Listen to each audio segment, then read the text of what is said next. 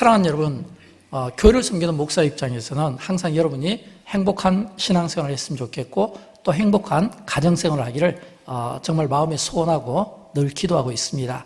그러나 제가 이렇게 신방을 다녀보거나 또는 성도들의 이야기를 교육자를 통해서 듣게 되거나 또는 제가 이렇게 전화로 또 이렇게 안부를 묻게 되면 제가 느끼는 몇 가지 감정이 있습니다. 그건 뭐냐면 마음이 답답해하는 성도들이 참 많이 계신 것 같아요.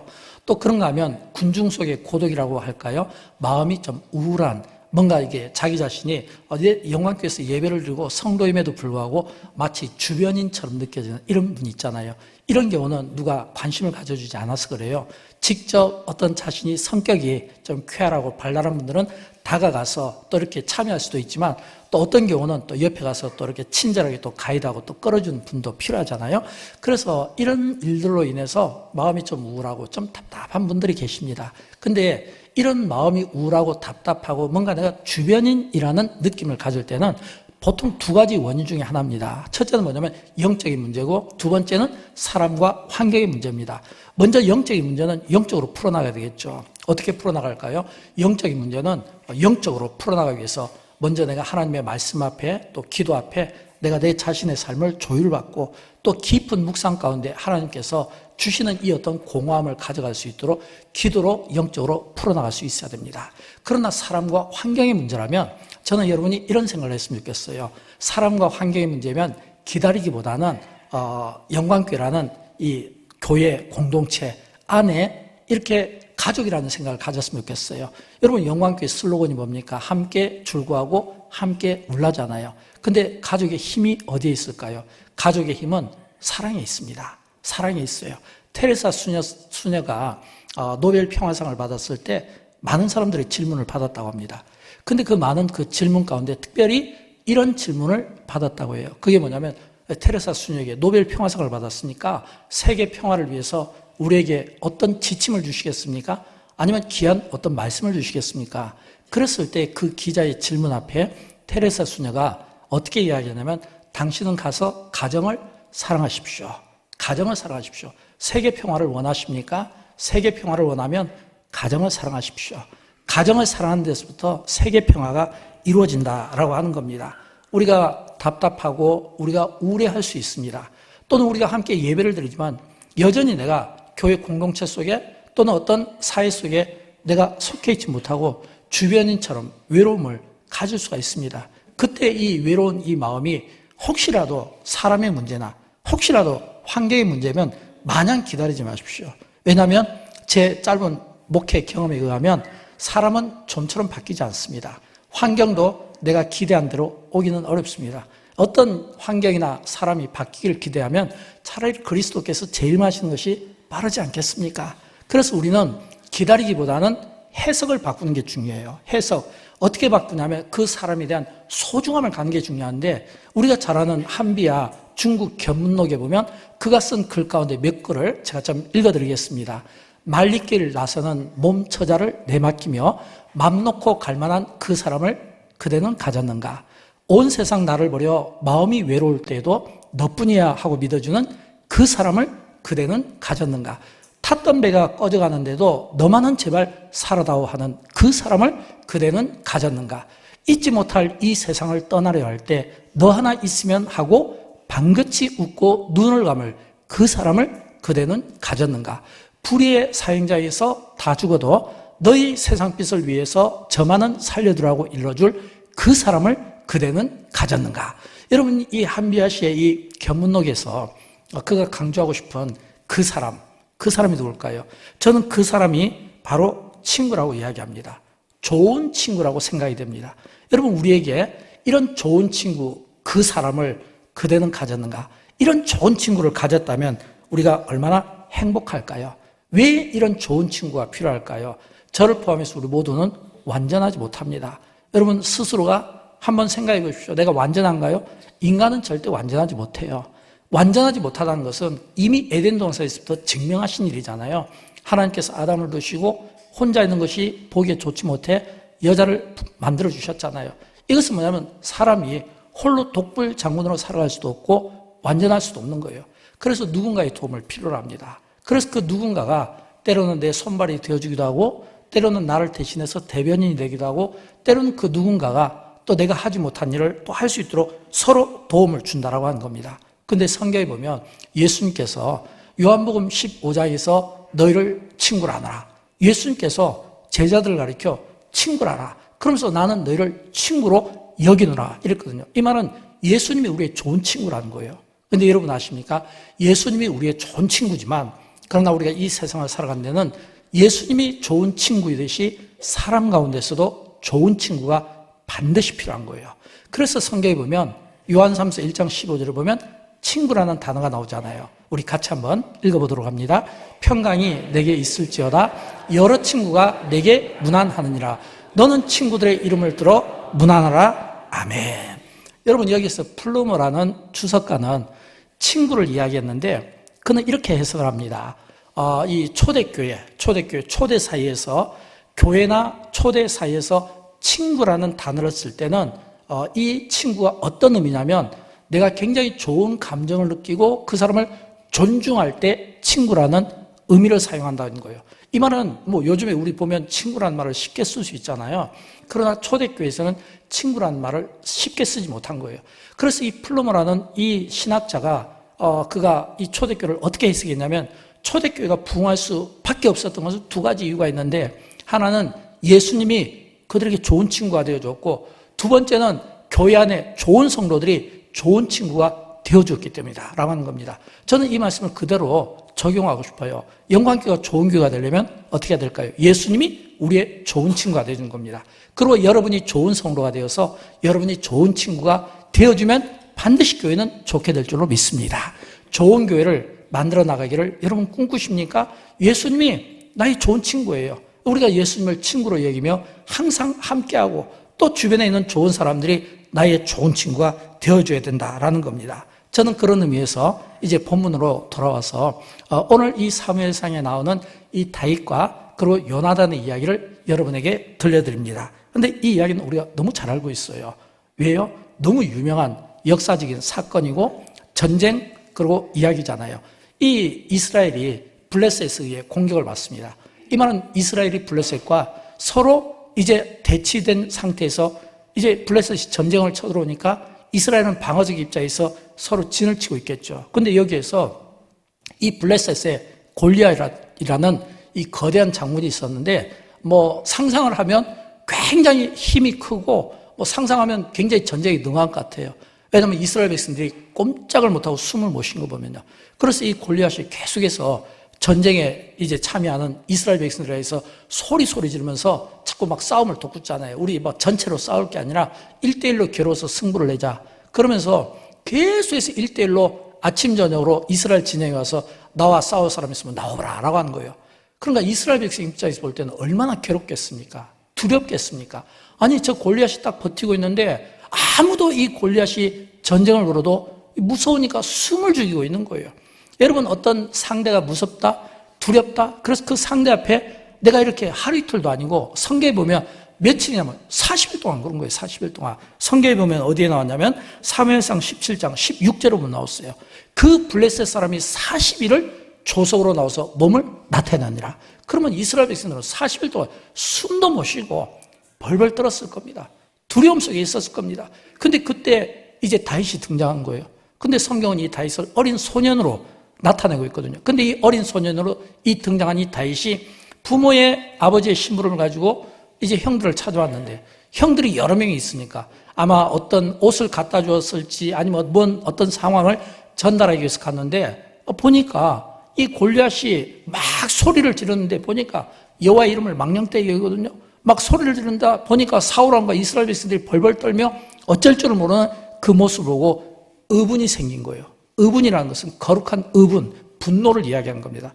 하나님의 이름을 훼손시키고 하나님의 영광을 훼손시키는 적장 블레셋에 대한 거룩한 의분이 생기니까 이 다윗이 어린 나이인데도 불구하고 왕이 가서 자기가 이스라엘을 대표해서 싸우겠다는 겁니다. 여러분 사울왕 입장에서 허락할 수 있겠습니까? 허락을 못하겠죠. 어린 소년이 어른들도 나가서 싸우기를 꺼려하는데 허락이 되겠습니까? 그런데도 나가서 싸우겠다고 하는데 두 가지를 생각해 봤어요. 하나는 이 다윗의 어떤 보이지 않는 이 막 싸움에 대한 전투에 대한 의지, 신념. 근데 저는 그거보다는 아무도 나가기를 꺼려하고 사울 왕조차도 나갈 수 없는 처지니까 저 애가 지금 나간다고 하는데 얘 위에는 다른 대안이 없다고 생각했는지 애를 내보냈을 거 아니에요. 어떻게 보면 사울 왕과 이스라엘 백성 입장에서 볼 때는 진짜 초라한 어떤 대진표 아니겠습니까? 근데 그런 초라한 대진표를 가지고 내보냈는데 뜻밖에도 다윗이 간단히 승리를 해버리잖아요. 손에는 돌멩이와 물맷을 가지고 왔는데 돌멩이 하나로 간단하게 승리를 거둔 이런 이 대승을 거둔 이 본문의 배경에서 오늘 본문이 시작되는 겁니다. 그러니까 다윗의 인기가 하늘을 찌르겠죠. 이 사울 왕이 다윗이 어리니까 얼마나 사랑스럽겠습니까? 또 아들과 같은 친구니까 얼마나 사랑스럽겠습니까? 그러니까 이 다윗을 옆에 두고 싶었던 거예요. 그리고 이 다윗을 칭찬하고 총애하고 곁에서 오래 두고 싶었을 거예요. 다윗 입장은 어떨까요? 다윗도 마찬가지죠. 전쟁에서 갑자기 막 일약 영웅이 됐잖아요. 왕의 신임을 받죠. 왕의 사랑을 받죠. 다윗도 이 어떤 행복을 오랫동안 지속하고 싶었을 거예요. 근데 여러분 아십니까? 오래가지 못했어요. 왜 오래가지 못했을까요? 그 전쟁 영웅이 다 개선식을 하는데 여기에 막 이제 많은 여성들이 나와서 이 사울 왕과 그리고 이 다윗 왕을 칭송하는데 그 노래가 굉장히 사울을 거스르게 만드는 겁니다. 자, 어떤 말씀인지 우리 같이 읽어볼까요? 사울이 죽인 자는 천천히요, 다윗은 만만히로다. 근데 이 이야기가 아무것도 아닌 것 같지만 이 노래 소리를 들은 노랫말을 들은 사울 입장은요 굉장히 거스르는 거예요. 여러분 여기서 우리는 인간관계를 점검해 봐야 됩니다. 우리는 많은 경우 인간관계를 소중히 여기고 좋은 관계로 여기죠. 근데 이 인간관계는 묘한 신비함이 있어요. 그게 뭐냐면 그처럼 죽고 못 살던 그런 좋은 관계가 한순간에 어그러지기도 하고 한순간에 적으로 바뀌기도 하고 한순간에 분노를 막 일으키기도 하는 거예요. 우리가 굉장히 좋은 친구를 하는데 어떤 사건 또는 어떤 원인의 결과로 인해서 한순간에 그 좋았던 인간관계가 산산조각 나는 것을 우리는 이 사울의 모습을 통해 우리가 보고 배운다라고 하는 것입니다. 여러분 사실 사울은 왕이잖아요. 왕의 신분에서는 사실은 이 왕도 그냥 평범한 왕이 아니에요. 이스라엘 백성들이 얼마나 사사시대 때 왕을 구했습니까? 어떤 의미로 막 하나님을 조르고 막 선지자를 졸라서 세운 왕이고 초대 왕이잖아요. 멋진 왕이었거든요. 근데 이런 멋진 왕이었는데 근데 이 사울 왕이 이 다윗이 어린데도 불구하고 자기보다 더 낫다고 여기는 이 여인들의 노랫말에 굉장히 거슬림을 받아가지고 막 이 다윗이 갑자기 미워진 거예요. 막 죽이고 싶을 정도로 살인적 동기를 느끼는 거예요. 여러분 우리가 타인에 대해서 좋은 친구에 대해서 좋았다고 생각하는 이 친구에 대해서는 서로가 더 예의를 지킬 필요가 있어요. 우리가 좋은 친구에 대해서 예의를 지키지 못하면 어떤 일이 날까요? 저는 이 성경이 우리에게 교훈을 준다고 생각해요. 왜냐하면 이 사울이 이 계속 다윗을 시기하고 미워하고 질투하고 죽이고 싶어하는 이런 분노가 사실은 아무것도 아닌데 그 노랫말 때문에 생기다 보니까 이 분노를 삼키지 못한 거예요. 저는 우리 가운데 그런 분이 없기를 바라지만 혹시라도 내 안에 어떤 분노가 있습니까? 사람에 대한 미움이 있습니까? 기도하십시오. 하나님, 내 안에는 이 미움과 이 분노를 내가 스스로 해결할 수가 없사오니 주의 성령이 나를 찾아와 주셔서 내가 스스로 해결하지 못한 이 마음을 깨트려 주세요. 나를 굴복시켜 주세요. 왜 우리가 이런 기도가 필요하냐면 이런 분노와 이 미움을 가만히 놔두면 나중에는요 악한 생각이 악한 영을 불러든다는 거예요. 그런데 성경에 보면 하나님께서 부리시는 악령이 사울의 속에 들어갔다는 거예요. 근데 이 사울의 속에 들어갔다는 이 악령이 들어갔다는 이야기가 무려 사울의 이야기에서 6번이나 반복하는 거예요. 이 말은 바꿔 이야기하면 사울이 계속해서 자기 감정을 통제하지 못하니까 이 악령이 계속 역사하더라는 거예요. 오늘 보면 10절 말씀인데 우리 같이 읽어보도록 합니다. 그 이튿날 하나님께서 부리시는 악령이 사울에게 힘있게 내림에 그가 집안에서 정신없이 떠들어대므로 다윗이 평일과 같이 손으로 수금을 타는데 그때 사울의 손에 창이 있는지라 그랬거든요. 여러분 여기에서 하나님이 부리시는 악령이 사울에게 힘있게 내리면 우리가 안에 있는 어떤 분노나 시기하는 마음이나 적대하는 마음을 가지면 안 되는 이유가 이 악한 생각이 악한 영을 불러들이기 때문입니다. 근데 본문에 보니까 정신없이 사울이 떠들어댔던 거야. 한쪽에는 손에 창을 들고 이거는 뭐예요? 막 이 극도로 어떤 불안한 상태에서 이게 감정 통제가 되지 못하니까 한쪽에 창을 들었다는 거예요. 실제로 다윗을 위해서 사울이 여러 번 창을 던졌거든요. 이걸 보면 이 사울이 자기 의지가 아니라 그 안에 악한 영이 들어가니까, 악한 생각이 들어가니까 악한 영에 의해서 힘있게 이게 나중에는 이 악령의 종처럼 쓰임을 받더라는 거예요. 그래서 그 흥분된 그 마음이 이 다윗을 죽이고 싶은 마음이 들어갔다는 겁니다. 여러분, 그러나 우리는 또 성경을 통해 알고 있어요. 무엇을요?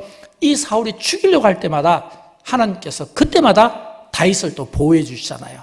다윗을 어떻게 보호해 줍니까? 사울 왕의 아들, 이 왕자 요나단을 통해서 다윗이 보호받게 하고, 딸 미가를 통해서 보호받게 하고, 심지어는 이방인들을 통해서도 보호해 주시고, 더 중요한 것은 이 사울이 다윗을 죽이려고 하면 할수록 보호해 주는 사람들을 통해서 그걸 누가 깨닫냐면 사울 왕이 깨닫습니다. 사울 왕이, 내가 다윗을 죽이려고 하면 할수록, 미워하면 할수록 하나님께서 저를 더 보호해 주시고, 이게 뭐냐면 사랑해 주시는 거야 라는 것을 사울이 느끼고 인정하지 않을 수 없게 만들었다라고 하는 겁니다. 여러분, 다윗과 이 사울 왕은 악연이라고 볼 수 있습니다. 그러나 다윗과 그 아들 요나단, 이 관계는 그 악연 가운데서도 아름다운 우정을 꽃피운 진짜 우정이 무엇인가, 진짜 친구가 이 친구됨이 무엇인가 라고 하는 것에 대해서 우리에게 소중한 교훈을 또한 주고 싶어 한다는 것을 볼 수 있어야 되는 거예요. 그런 맥락에서 오늘 보면 1절은 이렇게 시작합니다. 같이 읽어볼까요?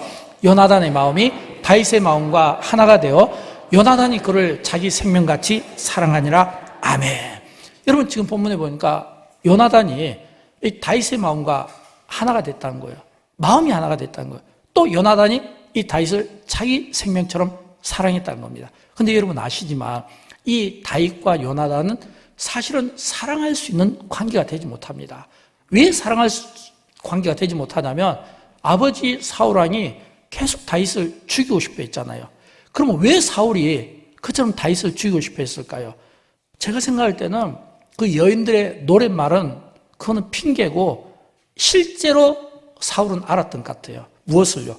그처럼 다윗을 죽이고 싶어 했던 진짜 그 본심을 아들 요나단에게 밝힌데 이렇게 밝힙니다. 사무엘상 20장 31절 말씀인데 같이 읽어볼까요? 이새의 아들이 땅에 사는 동안은 너와 내 나라가 든든히 서지 못하리라. 아멘. 이게 진짜 이유예요. 이게 진짜 이유예요. 이 말은 뭐예요? 이 사울왕이 보더라도 이 다윗을 보니까 하나님이 이 다윗을 얼마나 사랑하고 얼마나 보호해주고, 그리고 보니까 이 다윗의 이 등장이 그냥 어떤 민족적인 영웅의 등장이 아니고 여인들의 찬사와 칭송을 받는 게 아니라 이 다윗의 등장은 곧 이 사울왕가의 몰락을 의미하는 겁니다. 다윗의 등장은 이 사울왕가의 몰락을 의미한다는 거예요. 그래서 사울왕이 요나단에게 이야기하는 거예요. 야, 요나단, 너 정신 좀 차리면 안 되겠니? 지금 너가 다윗과 어울리면 안 돼. 이 다윗은 등장은 곧 이제 우리 왕가가 무너지고 이제 다윗이 왕으로 등장한 거야. 여러분, 사울이 그 이야기를 아들에게 했을 때 그러면 아들은 모르겠습니까? 아들도 알죠. 아니, 왕자인데 왕자의 신분에서 어떻게 그 아버지의 생각과 그 뜻을 아들이 모를 수가 있겠습니까? 그럼에도 불구하고 성경은 오늘 이 다윗과 요나단이 얼마나 이 우정을 나누고 있었는지, 이 우정의 이 참 가치를 오늘 이 시대를 살아가는 우리에게 들려주고 싶은 거예요. 세 가지로 들려주고 싶은데, 첫째는 이 요나단과 다윗이 이런 참된 우정을 가질 수 있었던 것은 하나님의 뜻에 순종하는 자세를 보였기 때문입니다. 사랑하는 여러분, 우리가 가장 많이 쓰는 표현 가운데 하나가 하나님의 뜻이죠. 우리는 하나님의 뜻을 많이 이야기합니다. 제가 목사인 신분이라 그런지 모르는데 성도들에게 또는 목회자 분들에게 들을 때 이 보면 말 속에 하나님의 뜻이 많이 들어가는 거예요. 근데 저는 그때마다 거부해요, 제 속으로. 왜냐하면 지금 저분이 하나님의 뜻을 저에게 이야기하지만 사실은 하나님의 뜻을 가지고 자기 생각을 강요하는 겁니다. 자기 생각을 하나님 뜻으로 저를 갖다 세뇌교육시키는 이런 생각을 많이 가는 거예요. 여러분, 진짜 하나님의 뜻은 우리가 내려놓고 겸손하게 자기 생각과 자기 주장을 내려놓잖아요. 하나님의 뜻을 이야기하면서 가만히 들어보면 전부 자기 이야기거든요. 자기 생각이거든요. 여러분, 그런 경우가 많잖아요. 하나님의 이름을 망령되이 여기지 말라고 했잖아요. 우리가 하나님의 뜻을 이야기하기에 앞서서 이것이 나의 생각인가 하나님의 생각인가. 하나님의 생각이면 여러분 응답받고 하십시오. 그러나 내 생각이나 내 주장을 하나님의 이름 뜻으로 바꿔서 포장하는 이런 어리석은 일은 우리가 범하게 되면 이건 십계명을 범하게 되는 거잖아요. 그러니까 하나님의 뜻이 사울왕도 느꼈잖아요. 자기가 폐위당한 것이고 다윗이 왕이 된 거예요. 근데 그걸 알면서도 인간은 본능적으로 자기 방어, 자기를 지키고 싶어하는 마음이 있기 때문에 그 마음이 어떻게 합니까? 인위적으로 거부하고 싶은 거예요, 사울은. 근데 다윗과 요나단은 그걸 순종하고 받아들인 겁니다. 그러니까 받아들이니까 하나님의 뜻이니까 다윗이 이 사울이 왕으로 있을 때 기름 부은 왕이기 때문에 죽일 수 있었지만 죽이지 않잖아요. 공격할 수 있었지만 공격하지 않잖아요. 또 이 사울 왕에게 따질 수 있었지만 따지지 않았잖아요. 하나님의 뜻이니까. 하나님이 기름 부어 세운 종이니까 하나님의 뜻을 기다렸잖아요. 진짜 하나님의 뜻은요, 하나님이 우리를 기다리기를 원하는 겁니다. 하나님의 뜻은 그 하나님의 때를 분별하고 우리가 그 하나님의 때 하나님이 우리를 들어 쓰실 수 있도록 내가 내 자신을 준비하고 나를 겸손히 낮추고 자기 포기, 그리고 뭐냐면 주님의 뜻이 바울의 고백처럼 나는 죽고 내 안에 그리스도께서 사시는 것이라 라고 이렇게 고백하는 이런 성숙함이 우리에게 필요한데, 오늘 본문에 보면 사울이 이게 되지 않았다는 거예요. 반면에 다윗과 요나단은 이게 잘 된 거예요. 그래서 두 사람이 이 뭐냐면 서로 이 다윗이 어려울 때는 요나단이 다윗을 도와주고, 또 요나단이 어려울 때는 또 다윗이 도와주고 서로 도와주잖아요. 근데 이 사울은 그게 안 된 거예요. 안에 있는 죄 때문입니다. 여러분, 인간은 어쩔 수 없이 이 죄의 연약함이 있습니다. 그래서 인간은 어쩔 수 없이 우리가 죄를 안 짓고 살면 좋겠지만 사실은 죄를 짓고 살 수밖에 없는 거예요. 미워하는 마음, 시기하는 마음, 질투하는 마음, 분노하는 마음, 사랑하지 못하는 마음, 이런 죄를 가지고 있어요. 이런 이 죄는 빨리 씻어내는 게 좋습니다. 회개를 하든지 아니면 성령의 불로 태우든지 아니면 성령으로 씻겨내든지 빨리 우리가 죄의 문제를 해결해야지. 이걸 해결하지 못하면 이 사울왕처럼 밋밋하게 미적미적하다가 이 죄의 속성이 뭐냐면 굉장히 빨리 번식하는 거거든요. 여러분, 이 죄는 마치 가라지와 같은 거예요. 그래서 이 죄는 처음에는 은폐하고 숨기고 있다가 나중에 드러날 때는 가라미지처럼 아주 거대한 힘을 가지고 있는 거예요. 그래서 이 죄에 대해서 우리가 빨리 단호하게 이걸 갖다 절제할 수 있는, 이걸 갖다가 물리칠 수 있는, 이 죄에 대해서 단호하게 거절할 수 있는 이런 믿음과 이 용기가 우리에게 필요한 겁니다. 여러분, 성경에 보면 이런 말씀이 나오잖아요. 사무엘상 15장 22절에 보면 순종이 제사보다 낫다라고 있잖아요. 이것은 그만큼 우리가 하나님의 말씀에 순종하기가 어렵다는 겁니다. 제일 하나님의 말씀에 순종하기 어려운 사람이 누굴까요? 교회 지도자들이에요. 나라의 지도자들. 왜냐하면 이 지도자들은 자신들이 가지고 있는 생각과 그리고 자신들이 가지고 있는 어떤 계획들이 있기 때문에 이걸 포기하고 싶지 않고 자신의 생각으로 이렇게 항상 주도적으로 하려다 보니까 사실은 우리가 기도하지 못하고 하나님의 뜻과 거슬리는 일들을 우리가 할 수 있다라고 하는 겁니다. 저는 여러분 소원합니다. 우리 가운데 한 사람도 우리가 사울처럼 하나님의 뜻을 거스려서 버림받는 일이 없어야 되겠고, 다윗과 요나단처럼 좀 고난이 있고 어려움이 있지만 그러나 순종하는 가운데 하나님이 주시는 그 순종의 복을 다윗이 누리고 요나단과 그 가족들이 누렸던 것처럼 저와 여러분이 누릴 수 있기를 주님의 이름으로 축원드립니다. 두 번째는요, 이 형제가 넘어질 때는 붙들어 이렇게 세워줘야 되는 겁니다. 오늘 본문 3절을 보면 이런 말씀이 나오잖아요. 요나단은 다윗을 자기 생명같이 사랑하여, 자기 생명같이 사랑하여 더불어 뭐를 했냐면 언약을 맺었다고 했거든요. 이 언약의 내용이 바로 사무엘상 20장 42절, 이게 바로 그 언약의 내용이에요. 우리 어떤 언약인지 같이 읽어보도록 할까요? 요나단이 다윗에게 이르되 평안히 가라. 우리 두 사람이 여호와의 이름으로 맹세하여 이르기를 여호와께서 영원히 나와 너 사이에 계시고 내 자손과 내 자손 사이에 계시리라. 아멘. 여러분, 이 언약 때문에요, 두 사람이 돕는 거예요. 다윗이 어려우면 요나단이 돕고 요나단이 어려우면 다윗이 돕고, 그래서 나중에 요나단이 죽었을 때 그 요나단의 그 가족을 다윗이 이 왕의 식탁에서 같이 앉아서 음식을 먹으면서 마지막까지 도와주는 아름다운 우정을 지켜나가잖아요. 저는 그런 것처럼 이 서로 이 언약을 통해 아름다운 우정을 지켜나간다면 이게 얼마나 행복하고 아름다운 공동체의 모습 아니겠습니까? 저는 여러분, 우리 영광교회 우리 모든 성도들이 이런 아름다운 이런 이 공동체, 이 사랑의 이 마음, 이 선한 마음을 가지고 서로 힘들 때 붙들어 주십시오. 넘어질 때 이렇게 세워주십시오. 기도가 필요할 때 함께 기도해 주십시오. 그러면 여러분, 용기가 생기지 않겠습니까? 격려되지 않겠습니까? 이런 아름다운 이 지체, 이 공동체, 이 건강함을 함께 나눴으면 좋겠어요. 이제 제가 이렇게 교회 목사의 자리에 있다 보면 제 개인보다는 교회 이야기에 대해서 궁금해하는 분들이 많습니다. 그러다 보니까 자연히 예를 들어서 인터뷰를 요청받든지 또는 어떤 글들을 요청받든지 아니면 질문들을 받을 때가 많아요. 근데 저는 개인적으로 여러분 아시잖아요. 제가 이렇게 좀처럼 좀 이렇게 사양을 많이 합니다. 왜냐하면 좀처럼 제가 인터뷰 같은데 응하지를 않습니다.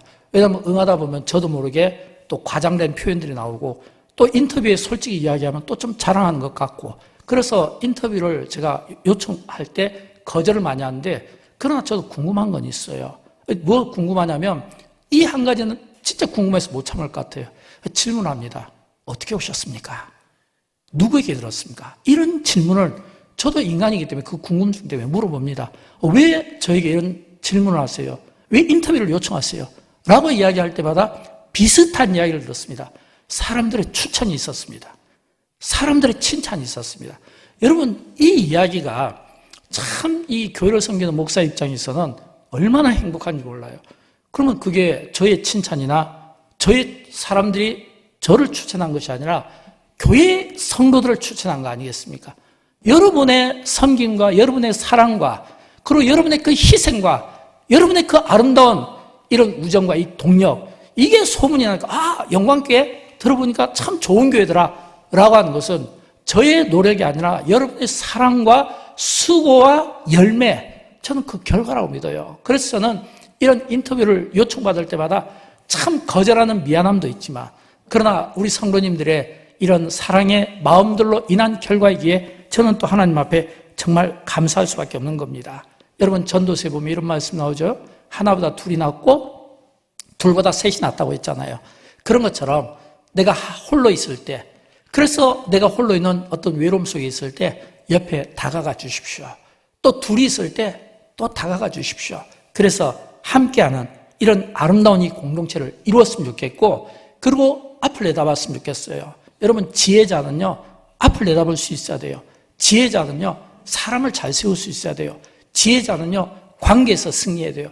이제 영광교회가 또 이제 직분자를 세울 때 저는 어떤 분이든 저는 하나님의 선택받고 성도들의 선택 가운데 뜻 가운데 저는 세워진다고 믿습니다.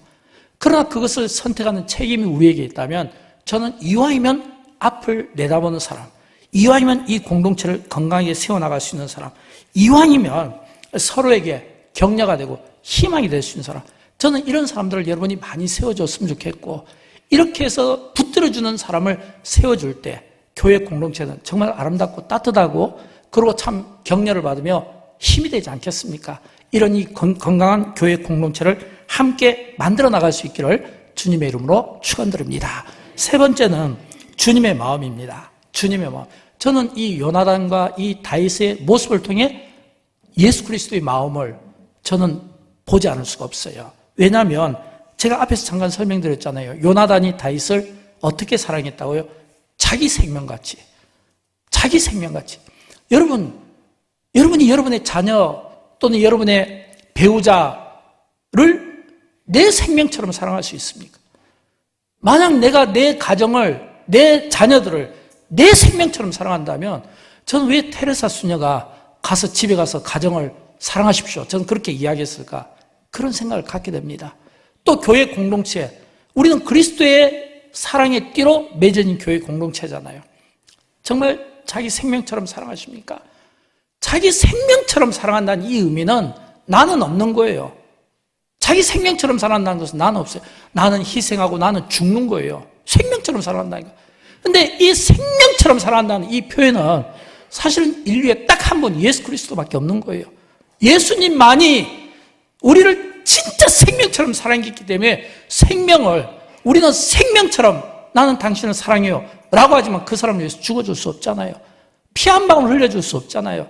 그러나 예수님은 생명처럼 사랑한다는 것이 어떤 것인가를 우리에게 보여주기 위해서 자기 생명을 십자가에 내어놓으시고 피 흘려 죽어주심으로 저와 여러분의 모든 죄를 사해 주시고 그 피값이 오늘 우리가 죄의 싹은 사망이라고 했는데 영생으로 바꿔준 게 이게 생명을 맞바꾼 피의 사랑이잖아요. 이게 주님의 사랑이에요. 그런데 이 요나단의 모습을 통해서 조금은 보여지는 거예요. 뭐예요? 지금 이 요나단이 다윗을 자기 생명처럼 사랑한다는 이 모습 속에서 생명처럼 살아간다는 것이 어떤 의미인가라는 것을 조금은 보여준다는 거예요. 그런데 더 중요한 것은 지금 요나단이 다윗에게 이 표현을 쓸 때가 그 아버지 사울왕이 다윗을 핍박하기 이전입니다. 핍박하기 이전이에요. 핍박하기 이전이라는 것은 이유와 또 다른 거예요. 왜냐하면 사람은 굉장히 이기적인 부분이 있거든요. 이해득실을 많이 따져요. 그러다 보니까 예를 들어서 이 관계가 깨어진 것 중에 하나거든요. 이 친구가 나에게 도움이 되고 유용해요. 뭔가 계산적으로 보면 분명히 내가 필요해요. 그런 친구 관계 있잖아요. 또는 이분의 어떤 사회적인 신분이 높아요. 있잖아요. 근데 만약 우리가 이해관계나 이해득실 신분을 따졌으면 지금 사울왕이 다윗을 죽이기 전에 죽이고 싶어하는 이런 살인적 동기를 갖기 전에 맺은 언약이었고, 그리고 그 아들이니까 아버지의 뜻을 잘 아니까 아버지는 진짜 죽일 것 같아요. 죽이려고 했어요. 그러면 이제는 다시 마음을 돌켜야 되죠. 이제 다윗은 쓸모없어 라고 이야기하고 관계를 끊을 수도 있잖아요.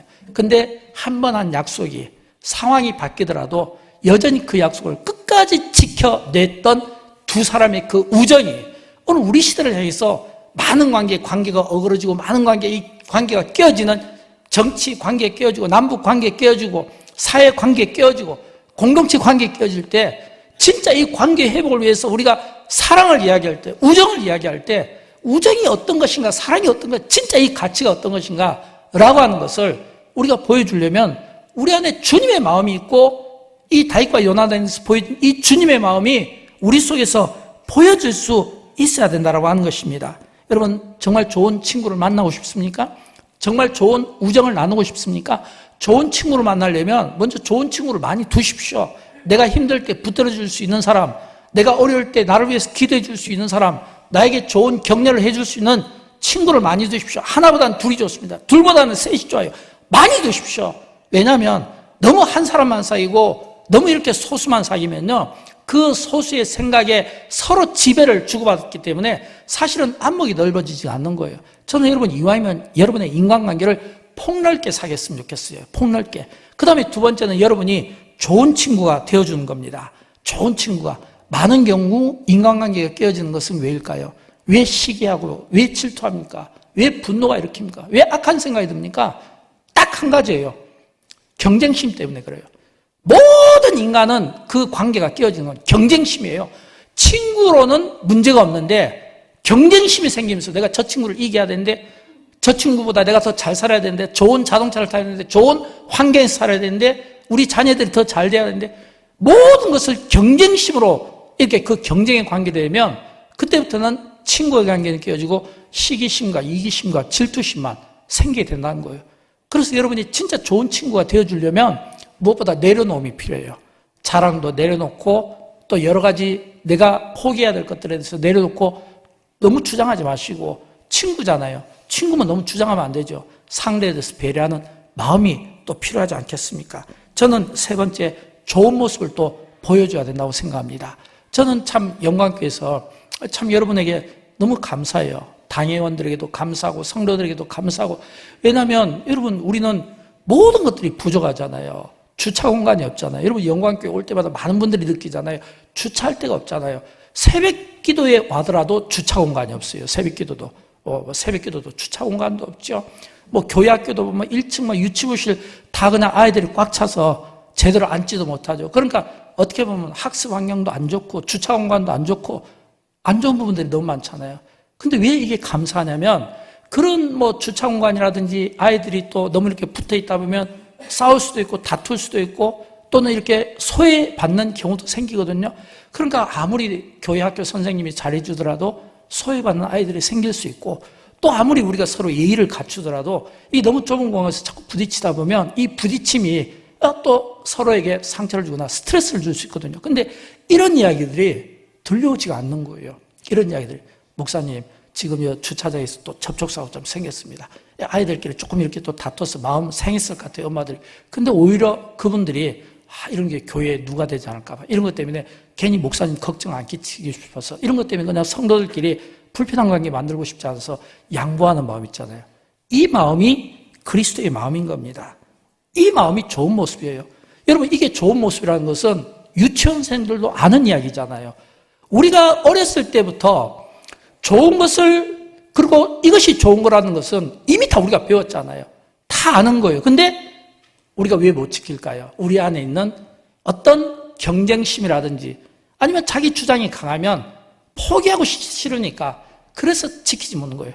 그러나 우리가 경쟁심을 내려놓고 내 생각과 주장을 조금 내려놓고 상대에 대해서 좀 더 배려하고 경청하고자 하는 마음이 있으면 사실은 이런 모든 문제들은 스스로 다 일어나는 겁니다.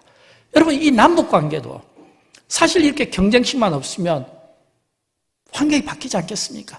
우리 대한민국도 이 정치 문제가 경쟁심만 없으면 바뀌지 않겠습니까? 이 지역 공동체도 우리 사회가 겪는 여러 가지 어려움들 전부 보면 경쟁심이거든요.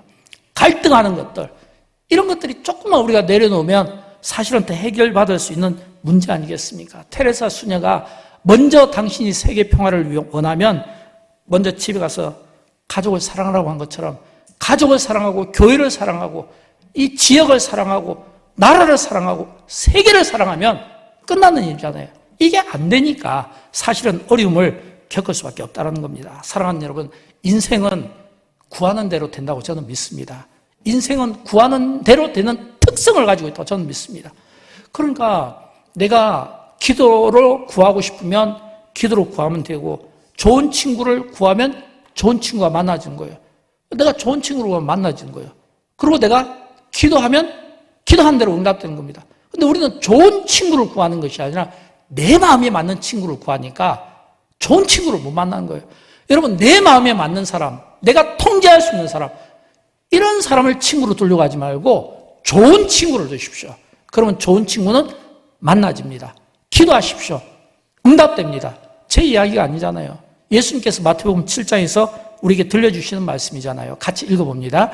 너희가 악한 자라도 좋은 것으로 자식에게 줄 알거든 하물며 하늘에 계신 너희 아버지께서 구하는 자에게 좋은 것으로 주시지 아니하겠느냐. 아멘. 사랑하는 여러분, 저는 교회의 힘이, 그리고 예수 믿는 이 사랑의 힘은 다른 데 있다고 믿지 않습니다. 기도와 성령의 능력이라고 저는 믿습니다.